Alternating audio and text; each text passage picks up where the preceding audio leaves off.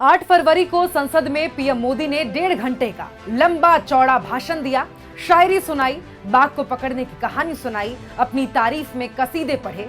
उम्मीद थी कि इस बार प्रधानमंत्री पॉइंट टू पॉइंट बात करेंगे। एक दिन पहले राहुल गांधी द्वारा पूछे गए सवालों का जवाब देंगे, लेकिन हर बार की तरह प्रधानमंत्री ने अपने मन की बात की और चले गए।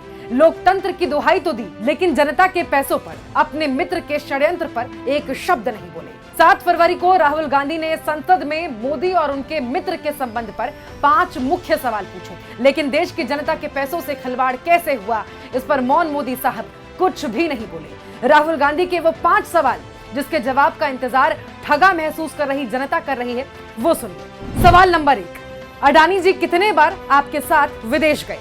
सवाल नंबर 2, आपके विदेश जाने के बाद अडानी कितने बार उस देश गए? सवाल नंबर 3, जिस देश में अडानी को कॉन्ट्रैक्ट मिला वहां आप कब गए? सवाल नंबर 4, आपके विदेश जाने के बाद उस देश में अडानी को कॉन्ट्रैक्ट मिला या नहीं? सवाल नंबर 5, अडानी ने पिछले 20 सालों में बीजेपी को कितना पैसा दिया है?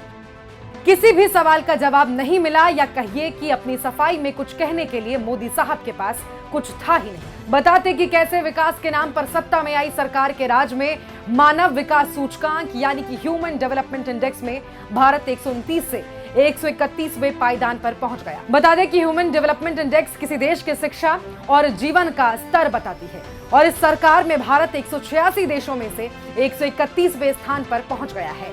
बेटी बचाओ बेटी पढ़ाओ के नाम पर वाहवाही लूटने वाली सरकार को यह बताना चाहिए था कि ग्लोबल जेंडर गैप रिपोर्ट 2022 में 156 देशों में से भारत कैसे 140वें स्थान पर पहुंच गया।